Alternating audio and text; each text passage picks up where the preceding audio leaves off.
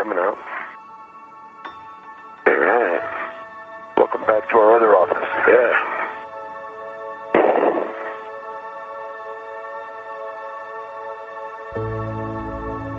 Okay, I see 3 tabs. Good. Okay, safer handles are good. Hey, let me get a local.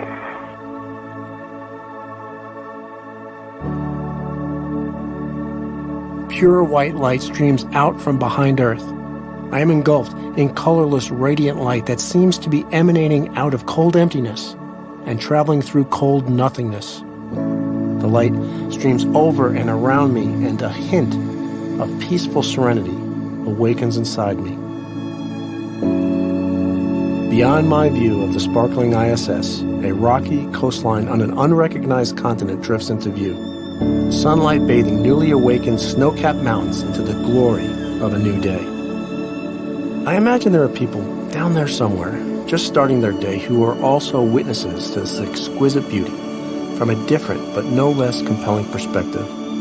I wish we could share notes.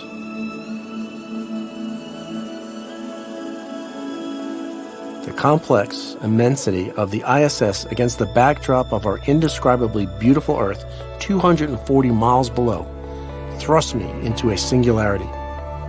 The entire universe peels away the blanket of danger, the thoughts of upcoming tasks, the feelings of fatigue, the excitement of being in space are all displaced by a singular vision of beauty.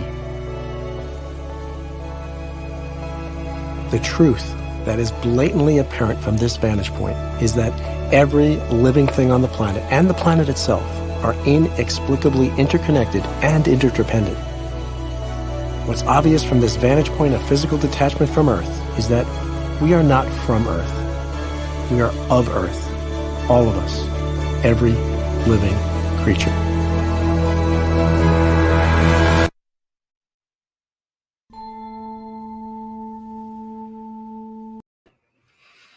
Hi, everyone. Welcome to another episode of the Floating in Darkness live stream event.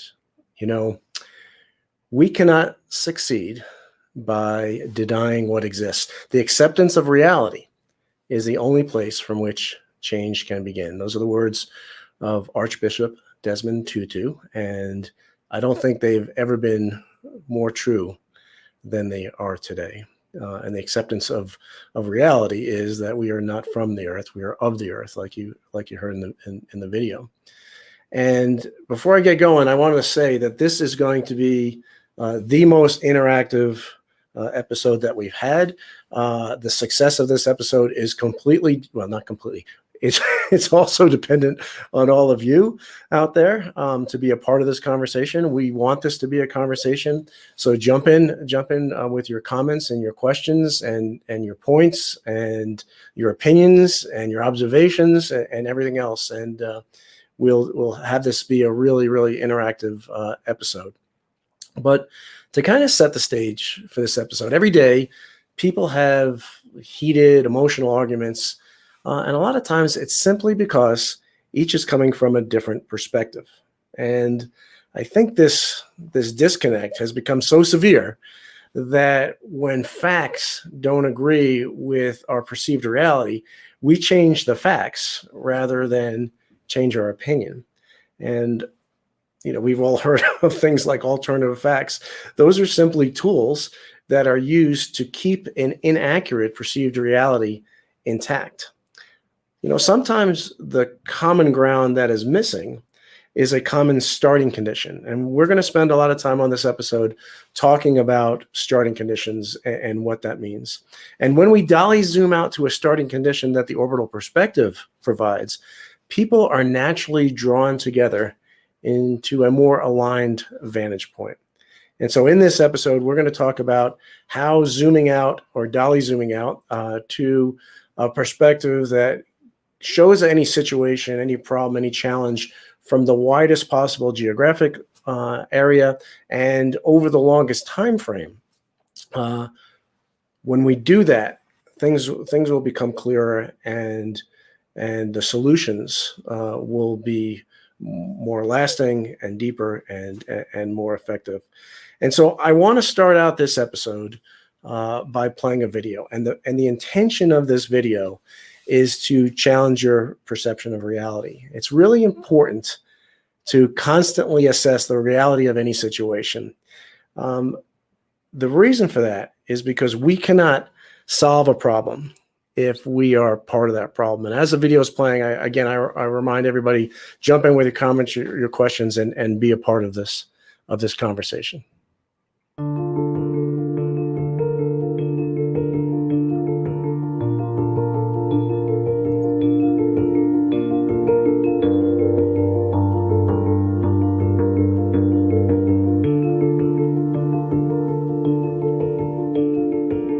Just like it's done every day for the last 4 months, the beeping alarm of my Omega Speedmaster watch wakes me from sleep. The first thing I do is open my laptop computer and check the schedule. Today, I see a vertical red line that marches from left to right, passing over all of my daily tasks. As I finish tasks, I will mark them completed on this program, and the ground will be able to keep up with my progress. My job today, as it is every day, is to keep up with the red line. My first task is to reconfigure a toolbox that arrived a couple of weeks ago on an unmanned cargo spacecraft. Basically, I need to consolidate 2 toolboxes into one. That may sound simple, but in zero-G, with tools floating all over the place, it can be a nightmare. I scan through the procedure and note that it's long, complex, and highly choreographed.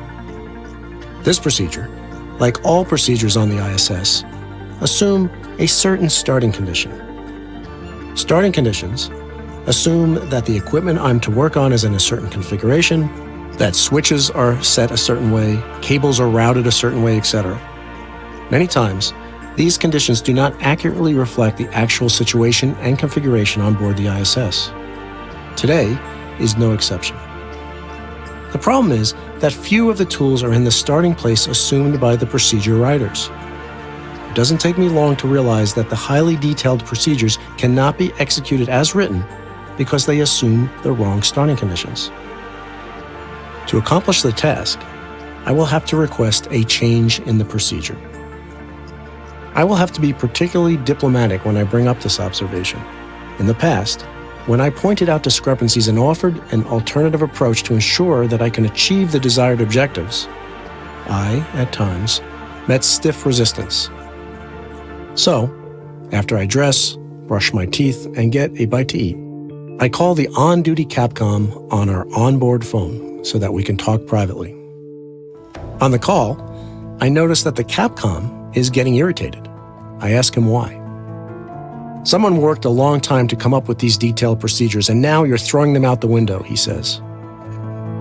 In the calmest and the most diplomatic way I can muster, I try to explain that although a great deal of work went into the procedures, that doesn't change the fact that because they assume an incorrect starting condition, they cannot possibly be used to accomplish the task. I offer an alternative approach. He tells me that they will consider my request. About an hour later, I receive word over the main ISS radio frequency. In a stern and somewhat disgusted tone, the Capcom transmits, "We discussed your toolbox issue, and we are going to allow you to do it your way." The response confuses me. The hostility is obvious, and I try to figure out where it's coming from. To me, it indicates that despite my best efforts, I didn't effectively communicate the reality of the situation. The ground controllers and the Capcom thought that one reality existed, but I knew that what I could see with my own eyes differed greatly from the ground's perceived reality. I couldn't understand why they refused to change their perspective in light of the new facts I presented. I remember a quote from Archbishop Desmond Tutu. "We cannot succeed by denying what exists. The acceptance of reality is the only place from which change can begin." In this toolbox situation, I believe that Capcom became combative because, for whatever reason, he couldn't bring himself to believe that the reality spelled out in the procedure was inaccurate.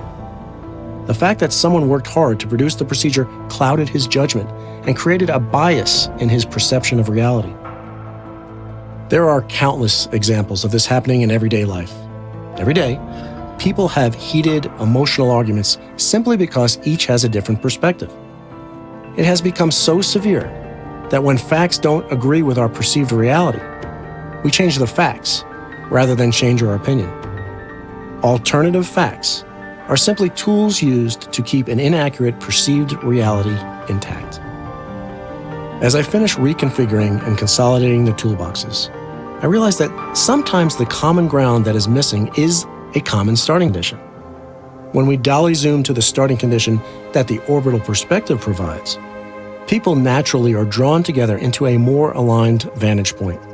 In other words, if we zoom out to the point where we consider the implications of our decisions and opinions over the widest feasible geographic area and over the longest feasible time frame, things become clearer and we can make better decisions. That thought reminds me of the first movie in the Matrix trilogy. In one scene, Morpheus says to Neo, "The Matrix is a system, Neo. That system is hampering our progress. But when you're inside and you look around, what do you see? Businessmen, teachers, lawyers, carpenters, the very minds of the people that we are trying to save. But until we do, these people are still part of that system and are still hampering our progress."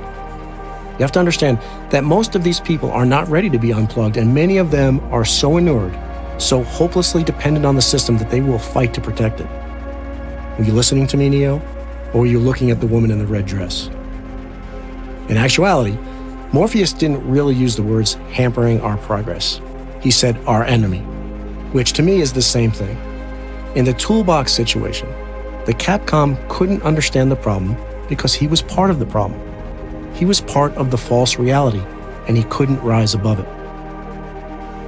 In a sense, in 1961, and then again more profoundly in 1968, humanity had an out-of-body experience that enabled us to rise above our problems. As representatives of humanity, Yuri Gagarin, and then the crew of Apollo 8, left the physical aggregate body of Earth and looked back upon ourselves.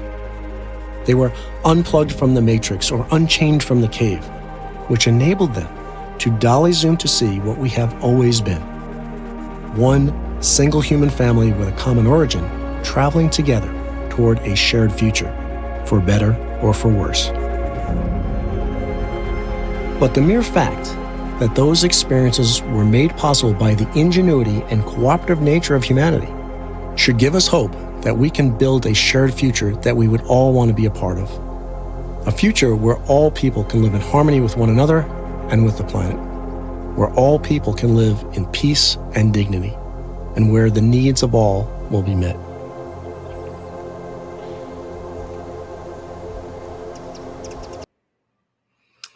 A future where everybody could live in peace and dignity with each other and the planet, and where the needs of all will be met. That's a pretty tall order.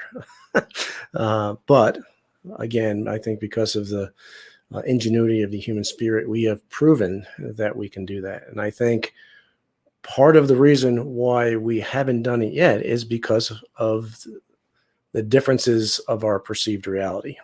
All perspectives are subjective. They all are filtered in some way or another. And thanks, Michael, for your comments. Let's pop one up here right quick.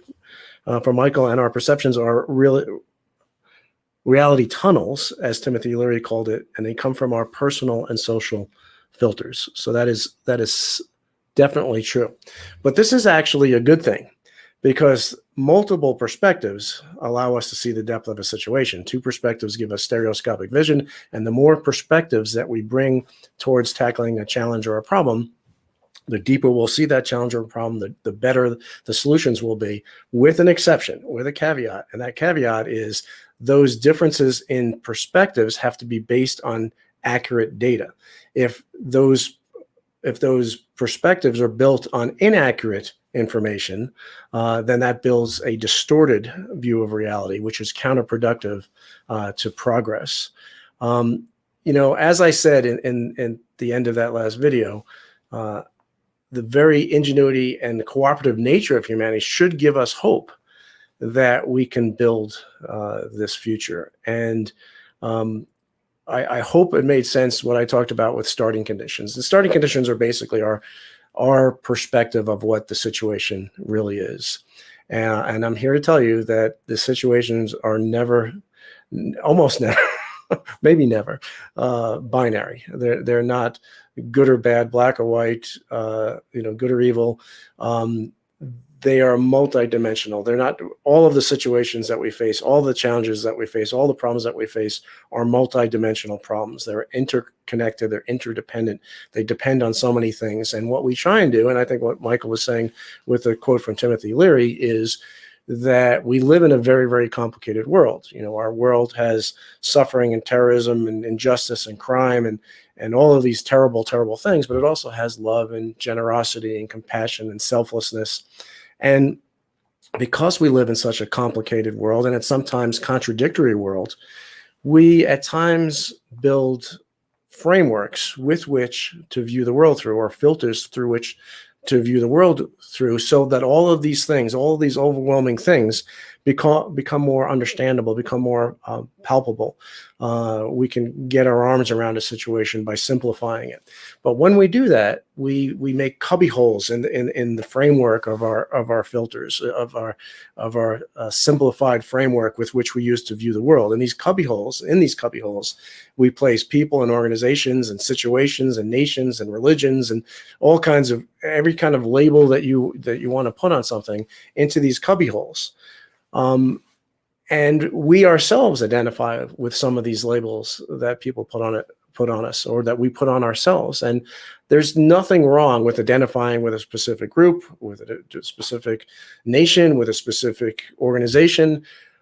But when we allow that to define who we really are, when we allow that to dictate who we will work with, who we will speak with, whose suggestions for solutions we'll allow onto the table, that is counterproductive. And when we filter it down and simplify it to such a point where it becomes inaccurate, then that leads to distortions. So let me pop up a couple of other comments here, because we got a lot coming in, and thank you for that. I really appreciate it. There's some suggestions from Michael on websites to check out. All right, I have $1 million question here from Luke. How do you remove yourself from the matrix when you don't even know you're in it? Okay, let me pop that up there. How do you remove yourself from the matrix when you don't even know that you're in it? So that is the $1 million question, but I'm telling you that you're in it. We are in it. And what that means, what I mean by that is that my perception of reality is not complete, and it's not even that accurate. I have to realize that I have all of these filters. This has been multiplied and expanded and amplified tremendously over the last decade through things like social media and the internet, where algorithms are feeding us exactly what the algorithm thinks we want to hear. There's tremendous commercial benefit to the owners of those algorithms to do that.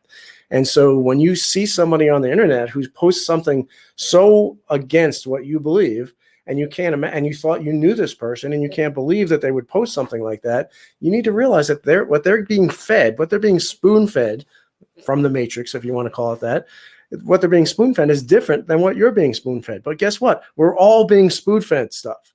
So I think the first step to realizing that you're in the matrix, and I don't mean that from a sci-fi point of view. All I'm saying is that what our perceived reality is never complete, and it's never completely accurate. So there's always going to be blind spots in our perception of reality, but together as a group, as a species, we can come together and we can fill in the gaps. We can fill in the gaps of each of our understandings collectively by coming together, by setting aside our differences, by realizing that we all have different starting conditions, realizing that we all have hopefully only slightly different perspectives, and to see that and to treat that as a strength, and to look for that and to look for those things.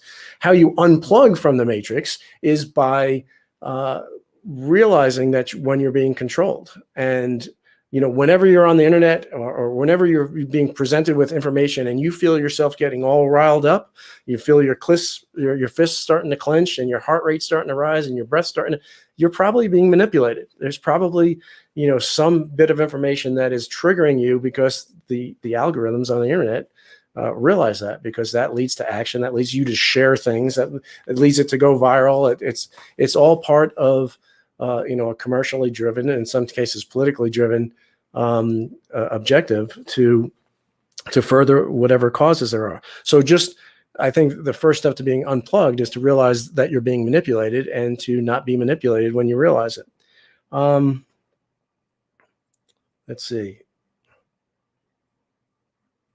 Let me pop up one from Taylor. You speak truth. Our perspectives of reality are not truth. So how do we begin from the basics? We are human. We require breathing, eating, sleeping. Can we start with the basic needs for survival for each individual human? It's doable. That's a great point. And I think one of the great tools in being able to align our starting conditions, I think a good example is the International Space Station program itself. And what we did in the International Space Station program is we came together as a group of 15 nations. We set aside our differences and we chose to do something amazing and do it in space. And what we did is we focused on the low-hanging fruit, and that is the things that we agree on.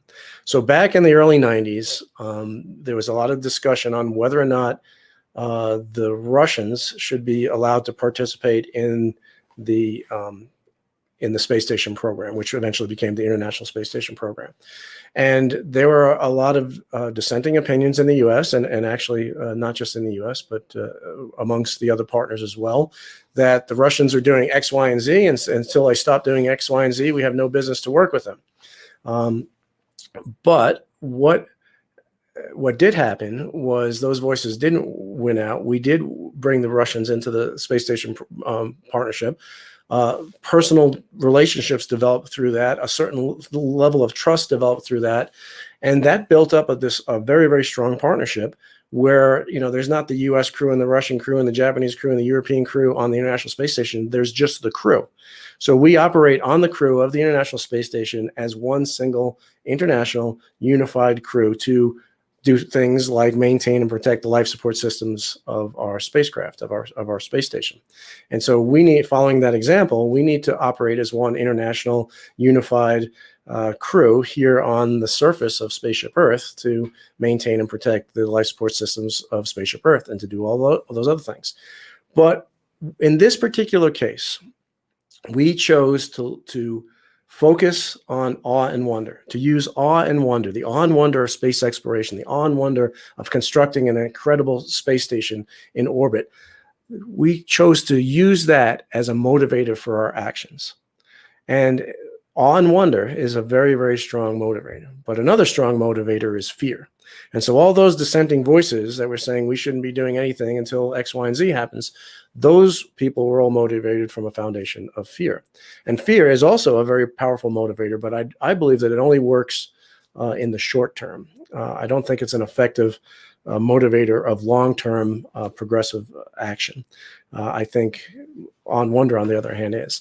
But what we tend to do is, as opposed to using on wonder to find the things that we agree on and use those things as a platform to, if we so choose, address the things that we don't agree on. Like we have this platform with the International Space Station Partnership, where if we so choose, we can use that as a platform to jump off and now start to address the things that we don't agree on.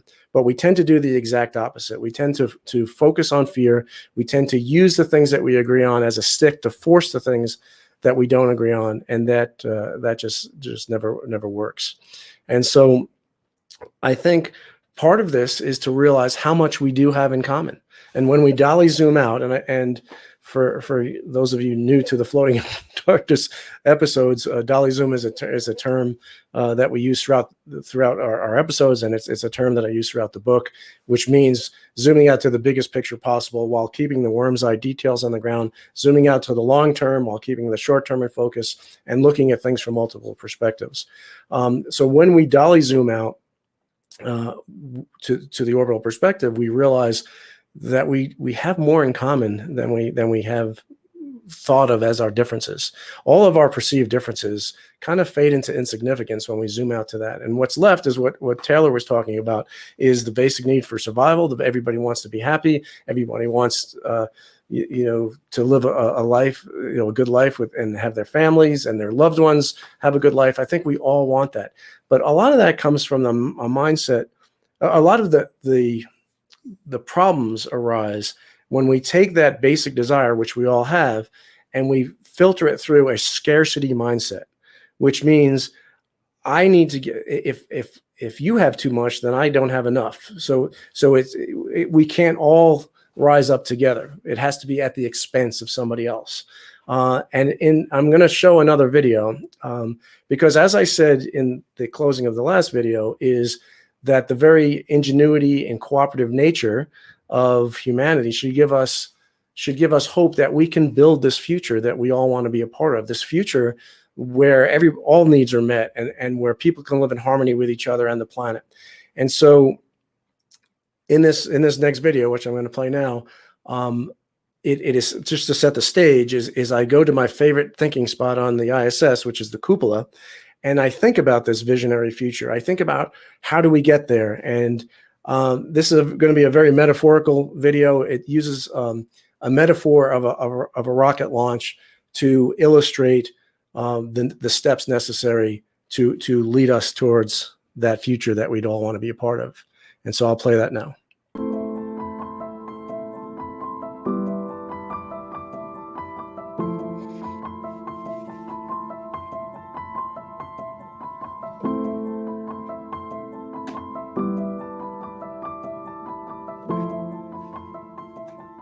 As I seek refuge in my favorite thinking spot on the ISS, the cupola, the path to this visionary and restorative future becomes clear to me. Humanity must metaphorically launch itself into orbit. To do this, we must capitalize on the opportunity that the evolutionary phase shift sparked by the Apollo 8 inflection point gave us. We, as a planetary society, have been given the opportunity to ascend to incomprehensible heights, literally and figuratively. Floating effortlessly in the cupola, gazing at the snow-capped majestic mountains of the Himalayan plateau drifting slowly and silently below me, I imagine a rocket. On the top of it sits an unconscious superorganism representing all of humanity and every living thing that inhabits Earth. This precious cargo represents not only everything that presently lives, but everything that will ever live. As the rocket's first stage fires, tremendous brute force lifts it from the launch pad and starts the acceleration upward. Eons of competition and conquest push it further. Dynasties and dictatorships align and organize human effort on a massive scale. In response, tremendous suffering is expelled from the rocket's exhaust nozzle. Greed and conflict serve as catalysts, sparking tremendous technological acceleration. The collective insanity of the First World War produces radios and airplanes. The Second World War produces nuclear power. The space race and Cold War produce satellite communications, personal computers, and solar power. Blind independence and unconstrained growth consume enormous amounts of natural fuel as the rocket approaches staging. The noise is deafening. The vibration is violent and unpredictable. As it continues to climb, the rocket approaches the inflection point between the first and second stages.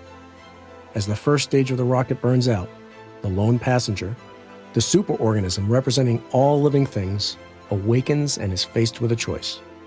Jettison the weight of the first stage and fire the second stage engine, or hold on to the first stage and fall back to Earth in a fiery crash. The superorganism, having just awakened, is confused. It knows that the first stage brought it to this point and is reluctant to jettison it. It does not yet realize that it can't make it to orbit, carrying the extra weight of the first stage. But even now, a spark of awareness rises within it. Just as the rocket is about to start tumbling back toward Earth, the superorganism realizes the futility of hanging on to the first stage and finally lets go. Instantly, the second stage engine fires, and the rocket is exponentially thrusted upward and onward, leaving the noise and vibration behind. But the awakening superorganism realizes that no one is steering the ship. Quickly, it establishes the processes to steer the rocket on its ascent.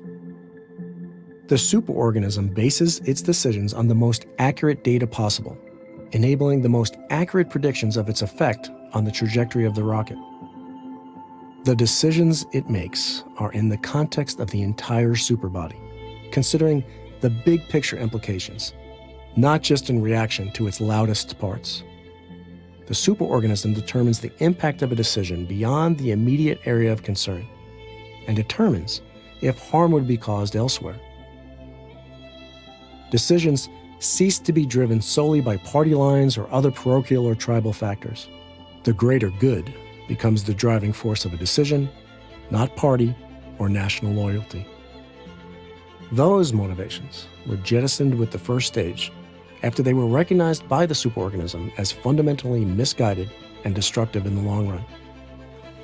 All actions taken consider the long-term, multi-generational effects on all. When considering a course of action, the resultant trajectory is projected out to the decision-maker's great-grandchildren. Only those actions leading to a positive and restorative world for our great-grandchildren are taken. No longer do we sacrifice our progeny for our own present short-term benefit. During this second stage acceleration, course corrections are made with open and transparent inputs and courses of action. All proposed solutions permit everyone to see how the sausage is being made and can survive having a spotlight put on them. No longer do decisions require secrecy to be successful. As the rocket continues its acceleration to orbit, a planetary consciousness arises within the superorganism. This consciousness can be thought of as an embedded system. At the core is social consciousness, where we truly understand the meaning of one human family, where the false notion of separation is finally overturned and we embrace the basic fact of the interrelated structure of all reality. Encompassing this social consciousness, like the rocket fairing cocooning our spacecraft, is the awareness of our interdependent place within Earth's biosphere. Together, these two nested systems are the emerging planetary consciousness. With all of this in place, the superorganism can now steer the rocket to orbit. What is orbit? It is where we no longer need our engines. It is where we have accelerated to the speed where, with no additional effort, we can remain at our present altitude. Or, if we so choose, we can continue our ascension farther out into the universe. Orbit is where we enter into abundance. It is the long-awaited post-scarcity existence where goods can be produced in great abundance with minimal to no human labor required. Our metaphorical orbit is a place where everyone has what they need, and it is where everyone can choose for themselves how they will contribute to society. Imagine what the world could look like in the next 50 years if the superorganism that represents all life on Earth, which has as its brain the embedded superorganism known as humanity, were awakened and jettisoned all those things that are no longer needed. What would happen if our true starting condition were realized, and we were able to make a course correction to steer our trajectory toward an unlimited future?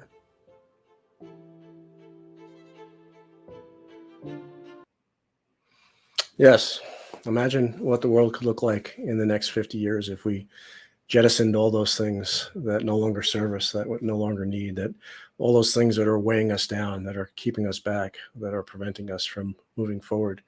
I think, thanks for all the comments that are coming in. And I think here's one from Karen that's very pertinent. If people can learn to let go of the past, we can move forward as a single human race. And so part of what I was saying in Floating in Darkness about jettisoning is, yeah, jettisoning. Part of what we're jettisoning is our past. It's the baggage. If we want to look at it from an individual point of view, and progressing forward as an individual, and achieving your potential and achieving your dreams, part of that is to jettison all those things that are holding you back. And a lot of us, myself included, carry baggage from our past. For some reason, we carry it around with us constantly. And so part of what we need to jettison is all that baggage, all that stuff that no longer serves us. We have no control over the past. We have no point of connection with the past.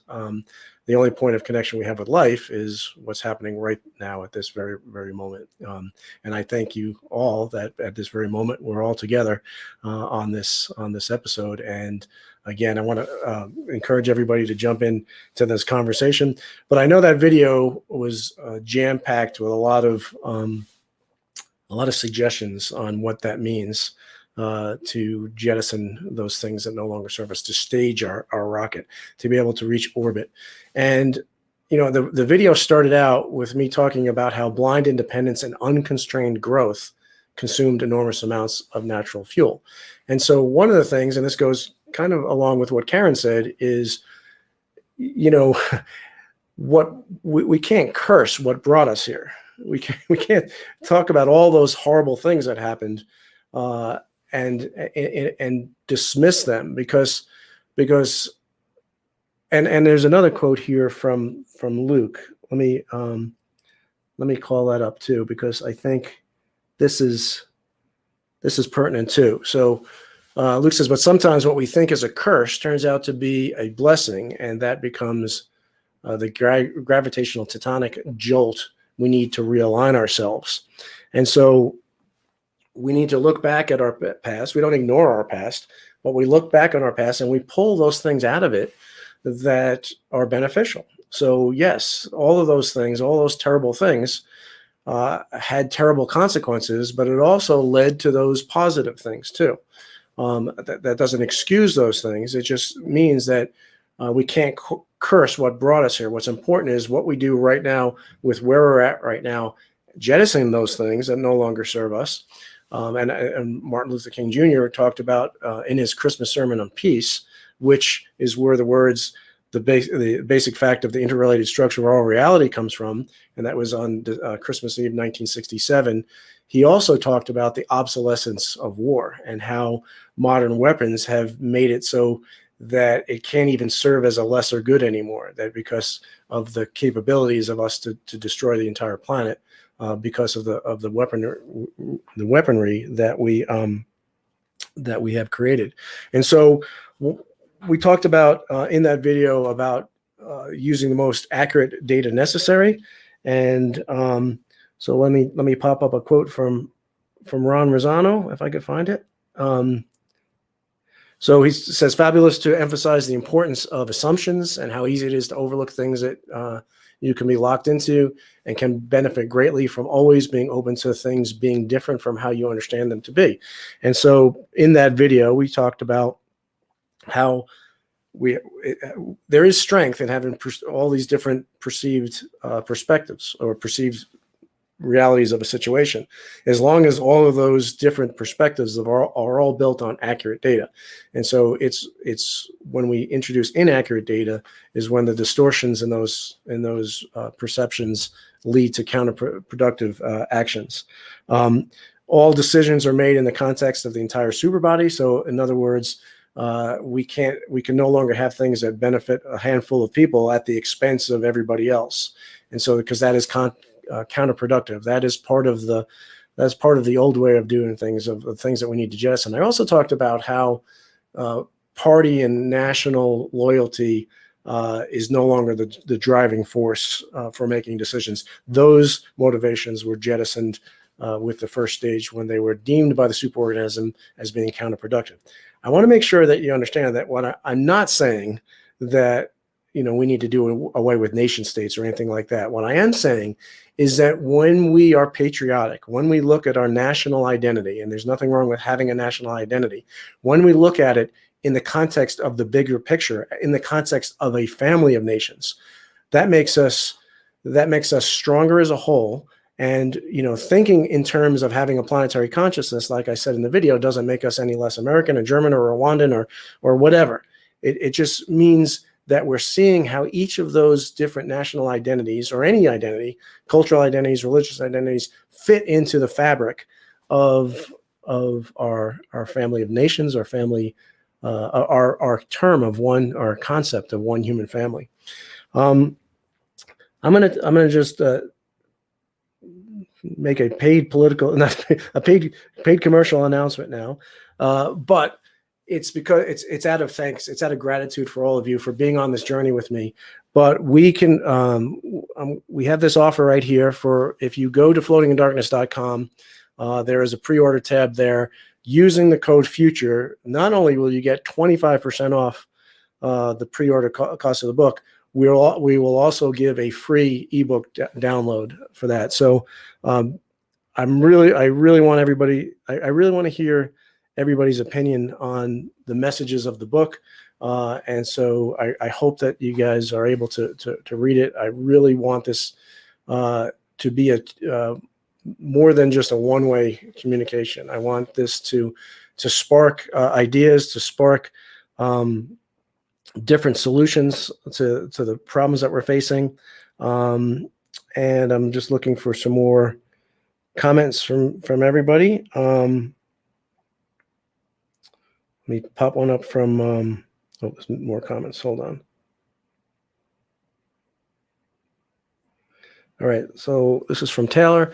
Like we said about fear being short-term, when many humans live in fear of the next meal, safety, access to medical care, it does not allow space for higher thinking. So I agree 100%. And one of the other points here is that, we have billions of people around the world that don't have access to clean water, that go to bed hungry every night. We have many, many people who die from preventable and curable diseases. There's all of these horrible things and that are on this planet. It is within our capability, it is within our power to fix those things. And what we tend to do right now is we tend to do whatever it takes to rid ourselves of our conscience, our guilt. And that might be, writing a check to a charity that does some work or does this or that. But I think the mindset in all of that is, oh, those poor people over there, let me write a check to this charity, and then, maybe that'll help. Where I think one of the inaccuracies in that data is thinking, oh, those poor people over there. It's not those poor people over there. That's us. That's our one human family.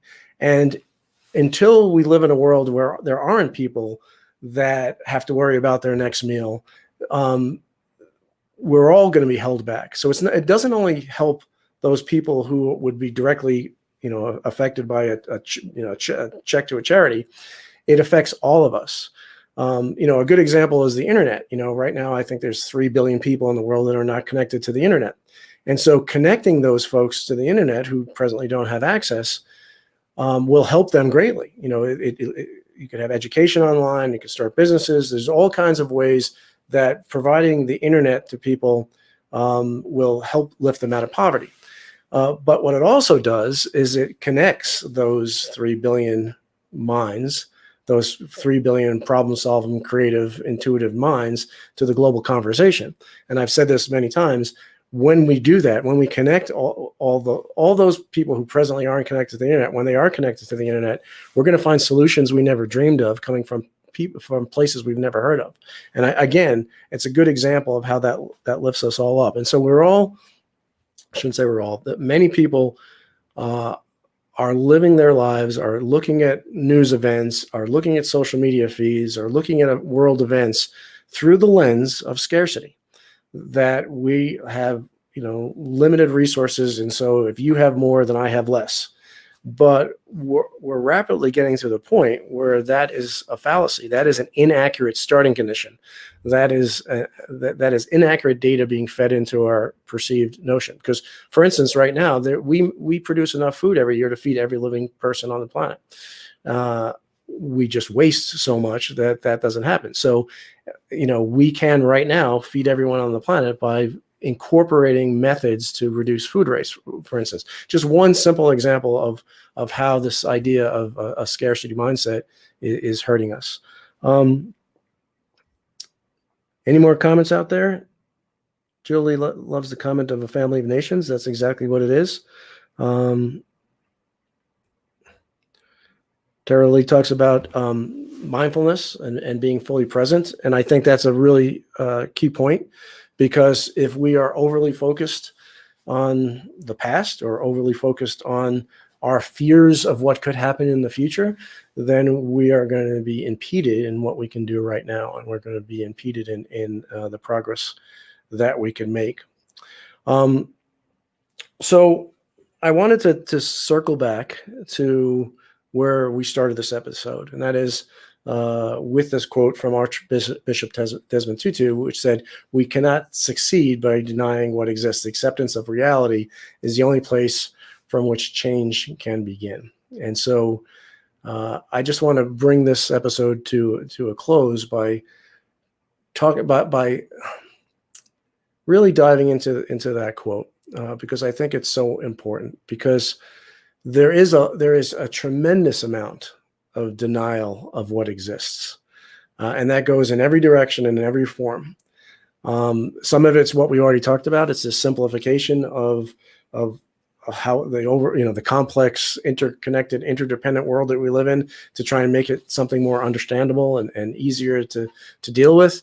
That's certainly part of it. That's certainly a denial of what exists, because we're filtering out key parts of information, consciously or unconsciously. There are people and organizations that are doing this purposely because they have commercial goals or political goals, and so they are purposely trying to distort the messages that are going out.